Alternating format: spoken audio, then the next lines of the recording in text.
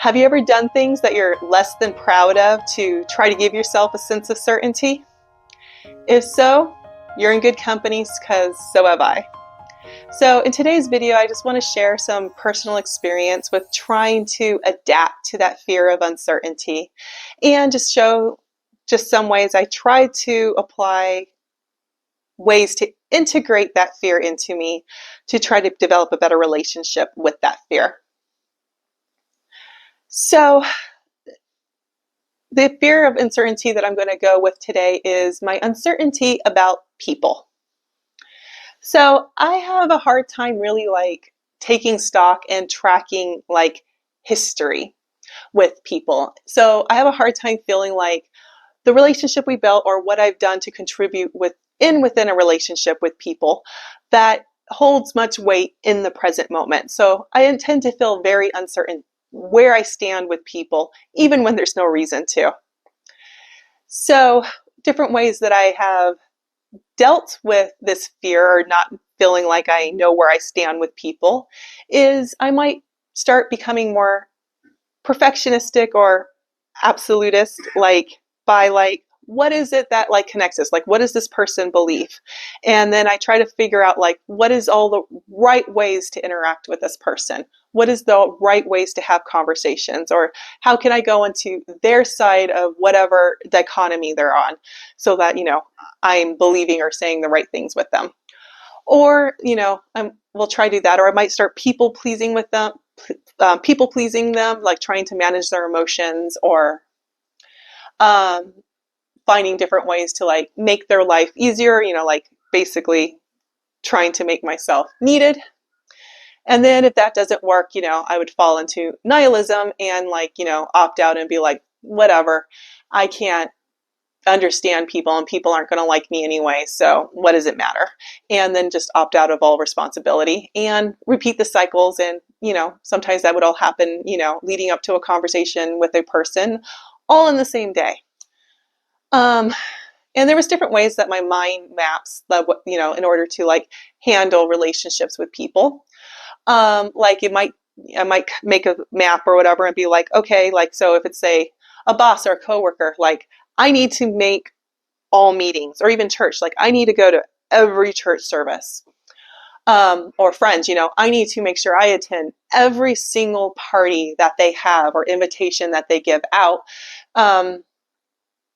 Without really considering do I have the energy? Do I really need to be there? Do I care about this meeting? Is there a reason for me to actually go to this event? Is it actually something I enjoy? Or do my kids even know their kids for this birthday party? Things like that, without taking in those considerations. So by handling things that way, I would, end up being, depleted with energy, overextended, and then not actually, putting the time and energy to do things that say my family or my husband actually wants to do, what my, what parties that my kids actually want to go to. Those kind of things. So just ending up overextended and not feeling much reward out of it. So some of the ways that I've dealt with this by trying to develop a better relationship with my fear of uncertainty with people, and to be able to integrate that and then thus actually improve my relationships with people, is really getting a lot of experience and using experience to cut off mapping and to find out what things happen. So I take it I purposely would stop going to parties and see what happens with that relationship, or not go to every meeting and seeing if what happens, and seeing what the worst case scenario did, this relationship or my work experience implode because I didn't hit every single thing. And once I started getting experience on that and realizing, hey, I'm still friends with this person and I missed a birthday party. Oh, look, I actually know everything that I need to know about my job, even though I did not go to every single meeting. And getting that good information was helpful. And then that helped me be able to start practicing degrees of certainty. Okay, I'm not sure what this person's mood is or what they actually think about me. But the last conversation we had was nice. We seemed to end on good notes, and we're, we're in a comfortable place or whatever, and nothing has happened since then. So I'm going to use that. I think I'm at least slightly more sure that the next time I talk with this person, it should go fine.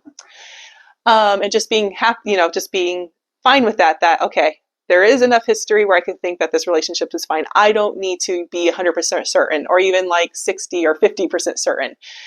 Just this is where I left off. This is where I can pick up. And then from there, actually being honest with myself on why I do those things and stuff. And, being just honest with, the less admirable traits and emotions on like why I do these things. Because like for me personally, like I tend to like go into people pleasing or trying to be perfectionist, because I feel like if I meet the needs of other people or other people's expectations, then then they will leave me alone.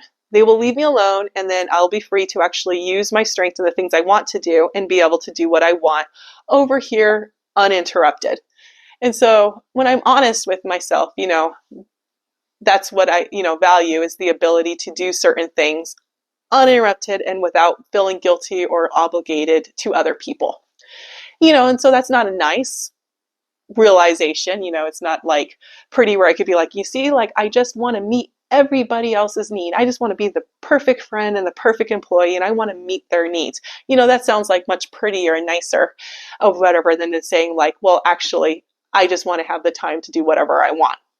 But when I'm honest with myself, then that gives me a chance to actually cut off going down those roads of like suddenly feeling insecure about a relationship or my work experience or whatever, and then start going to those things when I don't actually have any reason or proof to say that the relationship has changed in any way. And then that allows my ability to, when I catch it and I feel that need, that I feel like my freedom is kind of being hindered, or that, people need to be managed, I can speak to that, and I could just be like, hey, it's okay. Yes, there are people and they have expectations, and there's different things that you need to do, and you're doing your best and you're trying to meet them. And it is okay to let it ride with what you're giving and actually take the time to connect with your values and what you want, and what you actually feel is important to spend your energy on, and spend your energy on that. So that is just one example in my life on how the fear of uncertainty was going, and then how I spoke to it and integrated it in. And it's been working pretty good. I've been having a lot less anxious interactions with people over it, being able to actually build better connections with fewer people, but actually being able to build connections with people.